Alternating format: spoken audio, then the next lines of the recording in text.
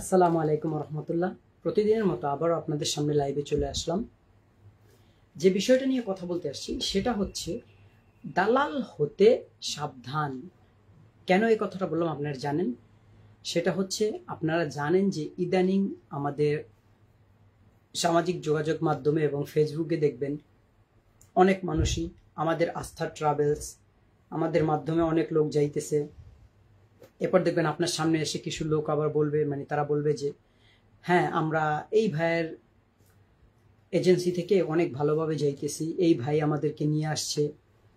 দেখবেন এই সব জিনিসগুলো আপনাদের সামনে আর কি শো করতেছে। আসলে যেটা কথা, আমার কথা হচ্ছে সে এখানেই যে ওই যারা বলতেছে যে এই ভাইয়ের মাধ্যমে আমার ভিসা হয়েছে, এইভাবে আপনাদেরকে পাসপোর্ট দেখাইতেছে অনেক লোকে, আসলে এই লোকগুলো হচ্ছে তার নিজের, বাইরের কোনো লোক নাই। আর যারা এই ফেসবুক, আমরা জানি যে সামাজিক যোগাযোগ মাধ্যমে রিসেন্টলি এই প্ল্যাটফর্মগুলোতে আপনার প্রচুর পরিমাণে ট্রাভেলসের লোকেরা বলেন, বিভিন্ন দালাল যারা আছে তারা কি করছে, আপনার অ্যাড করতেছে বিশ্বস্ত, আমার তার বিশ্বস্ত একটা ট্রাভেলস, এরকম অনেকেই করতেছে যে আমার এখান থেকে আপনারা যান।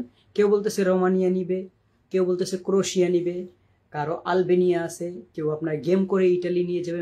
প্রত্যেকের এক একজনের এক একটা কথা। তারা কিন্তু আপনার দেখবেন দালালেরা কি করে, যে আগে দেখে যে মানুষের আসলে চাহিদাটা কোথায় বেশি, যেই জায়গাটাতে মানুষের চাহিদা বেশি তারা ওই জায়গাগুলো নিয়ে বেশি বেশি দেখবেন তারা ভিডিও করতেছে। এখন মূল কথা হচ্ছে, আগে আমাদের দেশে ছিল আপনার অ্যানালগ দালাল। এটা বুঝেন তো অ্যানালগ কি? যেমন মনে হচ্ছে যে আপনার উনি, আমরা জানি যে এই এলাকা থেকে এই লোকটাই বিদেশের লোক নেয়। আর এখন হইতেছে ডিজিটাল দালাল। ডিজিটাল দালাল বলতে গেলে যারা অনলাইনে তাদের অ্যাড দিয়ে বেড়ায়, ঠিক আছে, তারা নিবে আপনাকে বিভিন্ন জায়গায় নিবে, রোমানিয়া নিবে, ক্রোয়েশিয়া নিবে, ফিনল্যান্ড নিবে, তারপরে পোল্যান্ড নিবে, আলবেনিয়া নিবে, বিভিন্ন দেশের কথা বলবে, নিথুলিয়া। আপনারা চাইলে নিথুলিয়া যেতে পারেন, এমন সুন্দরভাবে আপনাদেরকে বলবে। এবার আপনাদের সামনে কিছু লোক এনে দাঁড় করাবে, যাদেরকে বলবে যে তোমাদের পাসপোর্ট এভাবে দেখাবা, এটা ওনাদের নিজেদেরই লোক, বলবে যে তোমাদের পাসপোর্টগুলো দেখাবা, যে এই ভাইয়ের মাধ্যমে আমাদের অনেক সুন্দরভাবে ভিসা হয়েছে, আলহামদুলিল্লাহ, উনি অনেক ভালো কাজ করে। এইসব কথাবার্তা বলে আপনার মানুষকে ইমপ্রেস করায় যে আপনারা আমার এখানে আসুন। এখন আমার কথা এখানে আর একটা, সেটা হচ্ছে এই যে ডিজিটাল দালাল আর অ্যানালগ দালালের ভিতরে কিন্তু দুইটা ক্যাটাগরিজের ভিতরে আপনি ধরতে পারেন। ধরেন আপনি যদি আপনার এলাকা বা আশেপাশের কোনো দালাল দিয়ে আপনি কাজটা করান, আপনি কিন্তু চাইলে কোনো সমস্যা হলে তাকে কিন্তু ধরতে পারবেন। আর এই যে ডিজিটাল দালাল, সে কিন্তু আপনি তার সাথে যখন দেখা করবেন, কথা বলবেন, তার অফিসে যাবেন, আজকে হয়তো তার অফিস এখানে এসে কালকে ওখানে চলে যাবে, আপনি কিন্তু তাকে পাচ্ছেন না। আর ওই যে আপনার গ্রামে বা আপনার বাসার পাশে যেই থাকুক না কেন, আপনার ছেলে অথবা যাকেই পাঠান না কেন, তার মাধ্যমে যদি কোনো সমস্যা, আপনি তাকে ধরতে পারবেন, কিন্তু এই ডিজিটাল দালালকে কিন্তু আপনি খুঁজে পাবেন না কোথাও। আর আপনারা তাদের এই বিভ্রান্তিমূলক কথাগুলো শুনে আপনারা যারা ইমপ্রেস হয়ে তাদের কাছে কাজ জমা দিচ্ছেন, আমি মনে করি তারাও ভুল করতেছেন। কেননা এই লোকগুলোকে নর্মালি আপনারা কোথাও পাবেন না। আপনারা কাগজ দিলেন, আপনাদের সময় নষ্ট হলো, সবকিছুই হলো। কেননা আপনারা মনে রাখবেন, যারা আসলেই ভালোভাবে কাজ করে তাদের অ্যাডের কাজ করতে হয় না যে আমি আস্থার সহিত বা আমার এখানে আস্থা রাখতে পারেন, আমি অনেক ভালোভাবে নিয়ে যে এই কথাগুলো বলতে হয় না। যারা ভালোভাবে কাজ করে তাদের কাছে এমনিতেই লোক যায়, তাদের এরকম অ্যাড করতে হয় না ফেসবুকে, অনলাইনে, বিভিন্ন ধরনের প্ল্যাটফর্মে। যারা ভালো কাজ করে তারা কখনো প্ল্যাটফর্মগুলোতে আপনার এরকম অ্যাড করে না। এবং এখন হচ্ছে আমার আরেকটা কথা হচ্ছে, দেখেন আমরা অনেক সময় জাজমেন্ট করি যে আমি বা আপনি যদি আমাদের ফিউচার করতে চাই, আমরা কোথায় যাব, ইউরোপ চয়েস করব না মিডল ইস্ট? এই ক্ষেত্রে আমি বলবো, যাদের 8 থেকে 10 লক্ষ টাকা যাদের আছে, আমি মনে করি যে তারা কখনোই মিডল ইস্টে আসবেন না। কেননা মিডল ইস্টের লাইফস্টাইল ধরতে পারেন একদমই ভালো না। মিডল ইস্টে আসলে দেখা যায় আপনি শুধু শুধু কাজ করতেছেন, ঠিক আছে, 1 বছর আপনি যে টাকা দিয়ে আসছেন 1 থেকে 1.5 বছর, ওই টাকা দিতেই আপনি 1 থেকে 1.5 বছর যাবে। সো এর কারণে আমি বললাম যে মিডল ইস্টে আসবেন না। কেননা 1-1.5 বছর আপনি ধরতে গেলে পুরোপুরি টাকা ছাড়া, টাকাবিহীন আপনি কাজ করছেন, কেননা আপনার ঋণ দিতে দিতে 1 থেকে 1.5 বছর শেষ। কিন্তু আপনি যদি ইউরোপের কোনো একটা সেনজনভুক্ত দেশে ঢুকে যান, তাহলে কিন্তু আপনি অনেক তাড়াতাড়ি আপনার টাকাটা ফেরতও দিয়ে দিতে পারবেন, প্লাস আপনি আপনার ফিউচারটাও গড়তে পারবেন। কেননা ইউরোপের সেনজনভুক্ত দেশগুলোতে কিন্তু আপনার যার কাগজপাতি থাকে বা যাকে সিটিজেনশিপ দেওয়া হয় তার জন্য কিন্তু অনেক ভালো। আর মিডল ইস্টে কিন্তু কোনো সিটিজেনশিপ দেওয়া হয় না, প্রতি বছর পারমিট লাগাবেন, প্লাস দেখা যায় যে 3-4 বছর লাগানোর পরে আবার গভর্নমেন্ট একটা নিয়ম করবে যে পুরানদের পারমিট দেওয়া হবে না। মানে এত ঝামেলা যা ধারণার বাইরে। এই কারণে আমি বলি যে আপনারা যারাই মানে লাইফে মানে ভালো কিছু করতে চান বা ফিউচার করতে চান, মিডল ইস্টে কখনো আসবেন না। আপনারা অবশ্যই যাদের 8 থেকে 10 লক্ষ টাকা আছে তারা ইউরোপের ছোটখাটো একটা সেনজেনভুক্ত দেশে ঢুকে গেলে আপনারা আপনার ফিউচার করতে পারবেন। আপনারা যদি মিডল ইস্টে আসেন 5 থেকে 6 লক্ষ টাকা খরচ করে, অবশ্যই আমি মনে করি আপনারা ভুল করবেন, কেননা এই টাকা শোধ করতে আপনার 1.5 বছর ফ্রি খাটতে হবে।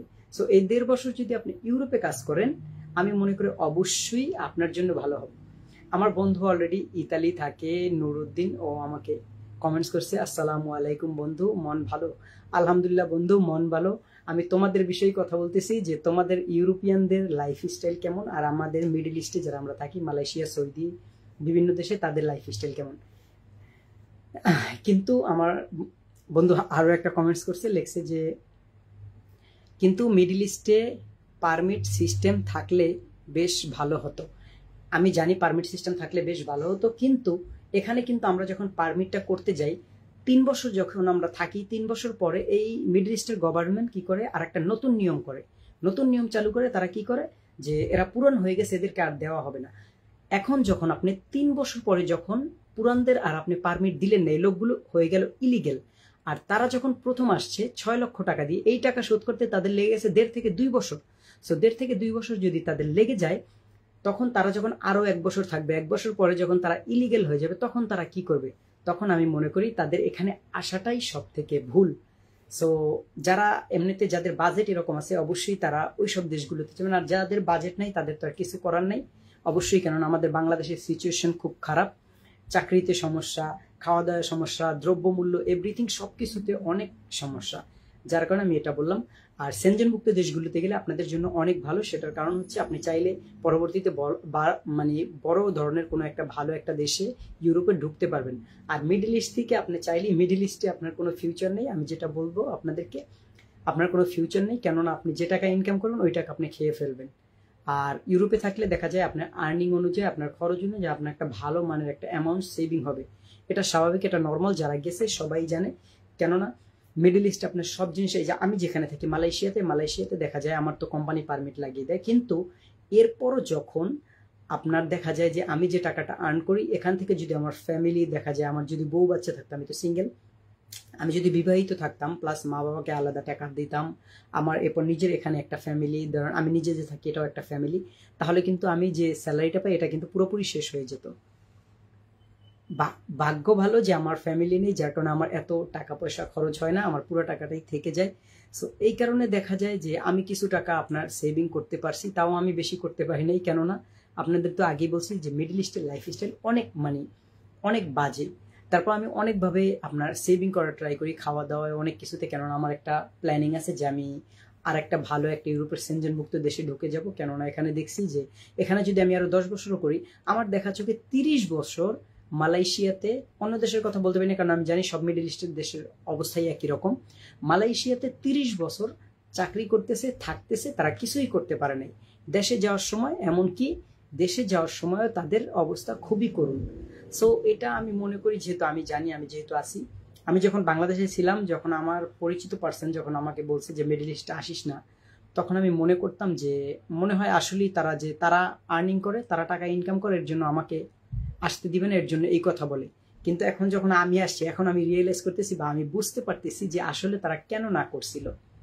সেই কারণে আমি আপনাদেরকে বলবো, আমি যতটুকু জানি আপনাদের সাথে শেয়ার করলাম। আর রিসেন্টলি আপনাদেরকে তো বলছি মালয়েশিয়াতে পাম বাগানে ভিসা হইতেছে এবং জানুয়ারিতে আরো ভিসা হবে, এই বিষয় নিয়ে আরেকদিন কথা বলবো।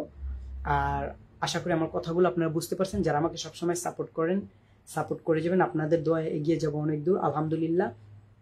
আপনারা ভালো থাকবেন, সুস্থ থাকবেন, আমার জন্য দোয়া করবেন, আর আমার ভিডিওটা শেয়ার করে দিবেন সবাইকে দেখার জন্য, কেননা সবাই যাতে জানুক, বুঝতে পারুক যে মিডল ইস্টে আসলে থাকাটা কীরকম এবং ইউরোপের সেনজেনে থাকাটা কীরকম, যাতে সবাই বুঝতে পারে।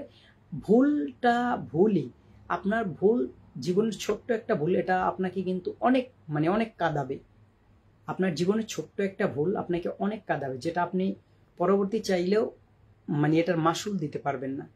সো এই কারণে বলি, ভুল করার আগে ভেবে চিন্তে অবশ্যই করবেন, আমাদের মতো বোকামিটা করবেন না। কেননা অ্যাকচুয়ালি আমরা যেহেতু চলে আসছি, এখন তো আর আমাদের কিছু করার নেই। আগে জানুন, বুঝুন, সব কিছু শুনুন, তারপরে চিন্তা ভাবনা করে আপনি ভাবুন যে আপনি মিডল ইস্টে যাবেন না ইউরোপের সেনজনভুক্ত একটা দেশে যাবেন। কেননা আমি জানি আমার থেকে আমার যারা অডিয়েন্স তারা কম বুঝে না, তাদের আমার থেকে অনেক জ্ঞান ভালো।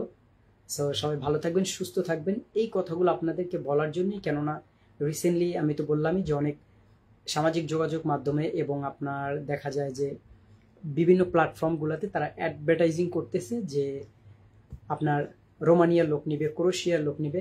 এই ডিজিটাল দালালের থেকে দূরে থাকুন। যেটা আপনার পরিচিত পার্সন, আপনার কাছের পার্সন, যাকে কোনো সমস্যা হলে ধরতে পারবেন, তার মাধ্যমে আপনি যান, এটা আপনাদের জন্য ভালো হবে। কেননা ডিজিটাল দালাল এটা ফেসবুক, তারপর টিকটক বলেন, ইউটিউব বলেন, এরা এর ভিতরেই থেকে যাবে। এদের সাথে আপনি কোনো সম্পর্ক করবেন, কোনো লেনদেন করবেন, আপনি মনে রাখবেন সবসময় ইউটিউবে আমরা ভিডিও দেখি, ওই মানুষগুলোকে কিন্তু হাত থেকে ধরতে পারি না। সো এরকম ডিজিটাল দালাল এরকম, তাদেরকে এরকম দেখবেন আপনারা, তাদের কথা শুনে সবকিছু করবেন, এরকম ভিডিওই দেখবেন, হাত থেকে কখনো ধরতে পারবেন না, আর এর মাসুল আপনাকে অনেক দিতে হবে। আশা করি কথাগুলো বুঝতে পারছেন।